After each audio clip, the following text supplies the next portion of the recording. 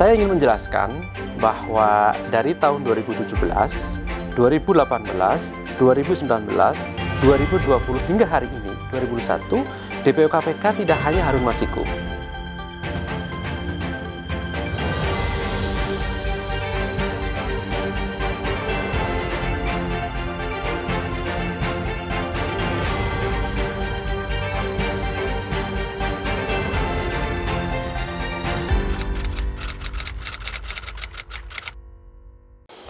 Jadi begini ya, Mas, KPK tentu memahami harapan masyarakat ya terkait pencarian salah satu DPO KPK atas nama Harun Masiku.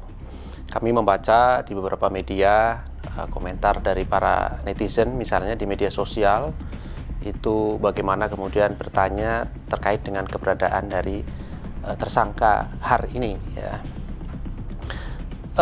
Pada prinsipnya begini. Tentu KPK sampai hari ini masih terus melakukan pencarian terhadap yang bersangkutan.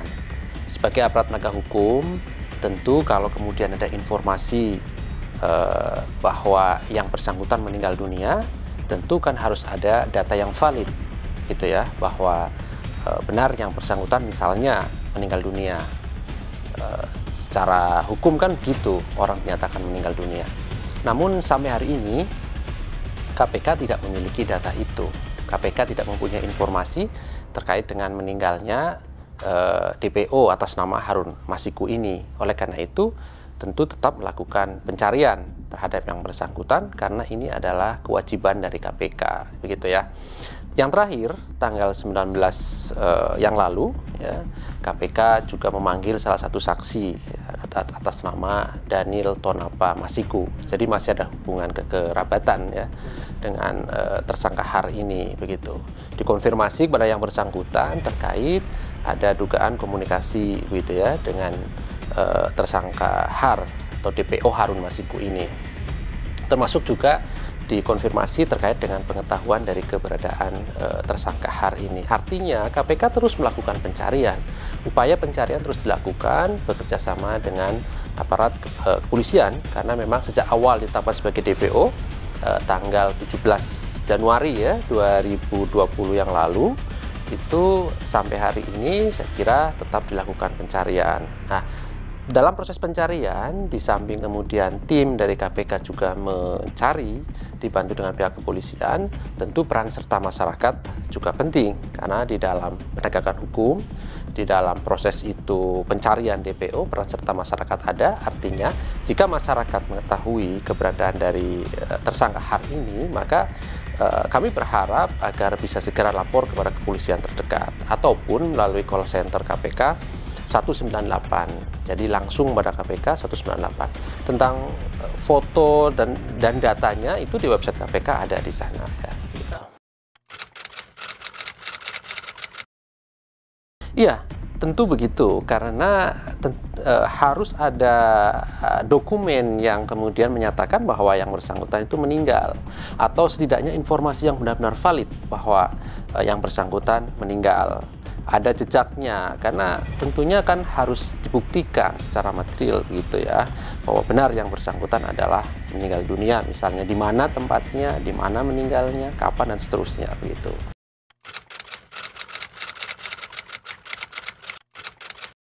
Ya, sejauh ini seperti yang saya katakan tadi itu ya, di awal kan kemarin kita memanggil satu saksi ya, termasuk itu kan bagian dari kerabat dari yang bersangkutan. Tentu tentang materi apa yang ditanyakan kepada yang bersangkutan tidak bisa saya sampaikan saat ini, tetapi pada prinsipnya itu adalah bagian dari proses pencarian tersangka Har sebagai DPO ini gitu.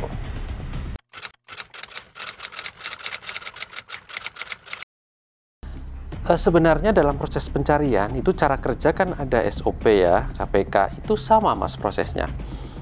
Saya ingin menjelaskan bahwa dari tahun 2017, 2018, 2019, 2020 hingga hari ini 2001, DPO KPK tidak hanya Harun Masiku. DPO KPK itu kemarin ada 10 sejak tahun 2017 gitu.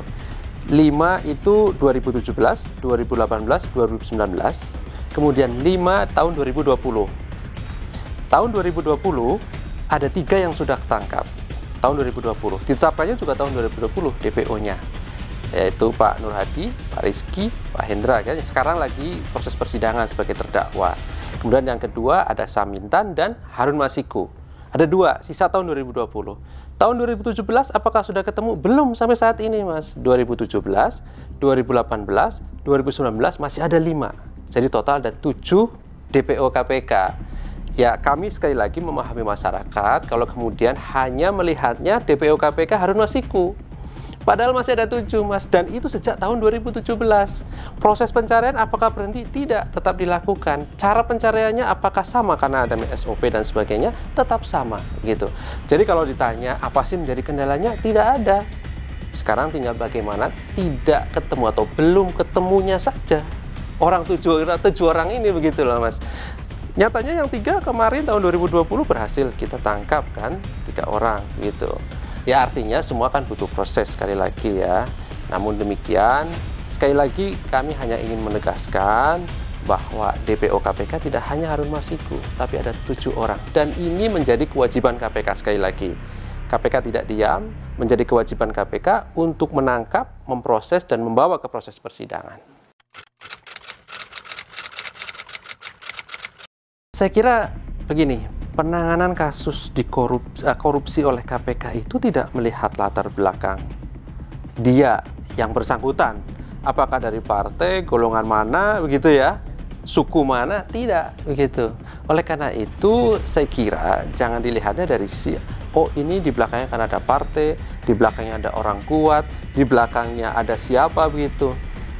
Kita ingat, 3 orang yang sudah ditangkap, Pak Nur Hadi dan kawan-kawan, ketika belum tertangkap, narasi yang berkembang adalah di belakangnya ada orang kuat, di belakangnya ada backup atau backing orang-orang tertentu misalnya. Ternyata ketika ditangkap kan tidak ada. Begitu. Artinya, kami tetap menghargai pendapat, asumsi, kritikan, masukan. Misalnya kalau kemudian, oh ini karena partai politik misalnya seperti itu. Tapi kami perlu tegaskan bahwa ini tidak ada kaitannya dengan partai politik, tidak berlatar belakang sosial apapun, tetapi karena siapa yang kemudian diduga melakukan tindak pidana korupsi, ya KPK ada kewajiban untuk menangani perkaranya. Begitu.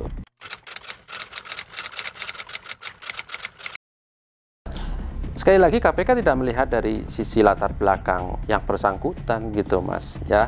Artinya bahwa proses pencarian itu ya seperti halnya pencarian DPO yang lain begitu, tetap berjalan dengan bantuan kepolisian dan informasi dari masyarakat. Sama ketika proses pencarian DPO yang 7 saya sebutkan tadi yang belum ketemu sampai hari ini begitu. Jadi kami tidak melihatnya dari sisi itu begitu.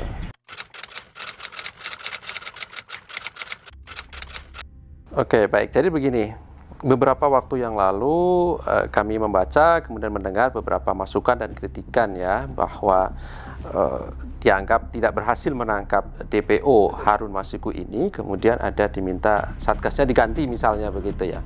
Perlu kami sampaikan begini, Mas, penanganan kasus atau perkara di KPK itu sejak awal dari penyelidikan kemudian naik ke penyidikan, itu satgasnya ya dia yang bertanggung jawab begitu ya. Satgasnya bertanggung jawab dari proses penyidikan sampai kemudian berkas dinyatakan lengkap oleh jaksa peneliti atau P21 istilah umumnya ya. Jadi ya termasuk pencarian para DPO ini begitu masih menjadi kewajiban dari satgas yang bersangkutan. Artinya setiap satu perkara itu jadi ditangani oleh satu satgas ataupun gabungan satgas dan dia bertanggung jawab dari awal proses penyidikan sampai kemudian selesai perkara itu begitu ya. Nah sekarang begini, Mas, kami menghargai pendapat bahwa oke, satgasnya diganti misalnya untuk proses pencarian yang bersangkutan karena dianggap tidak serius misalnya. Saya kira KPK juga sudah melakukan evaluasi ya bagaimana terhadap satgas yang menangani perkara ini, ditanyakan lebih lanjut progresnya seperti apa begitu misalnya. Terakhir gitu, Mas, ya, beberapa bulan yang lalu kami mendapatkan informasi ya tentang keberadaan dari DPO Harun Masiku ini ya, ada di Jakarta Selatan misalnya seperti itu. 1 atau 2 bulan yang lalu gitu ya, saya ingat betul. Kemudian begitu kami terima informasi, kami langsung tidak lanjuti dan ternyata memang tidak ada begitu.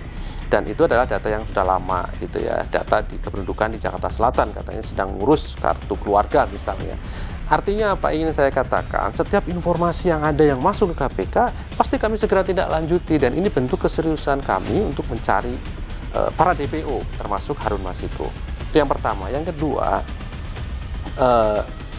pimpinan KPK ya itu sudah memerintahkan ke Pak Deputi Penindakan, karena memang di bawahnya, agar mengkaji bagaimana kemudian ke depan itu dibentuk Satgas khusus pencarian DPO.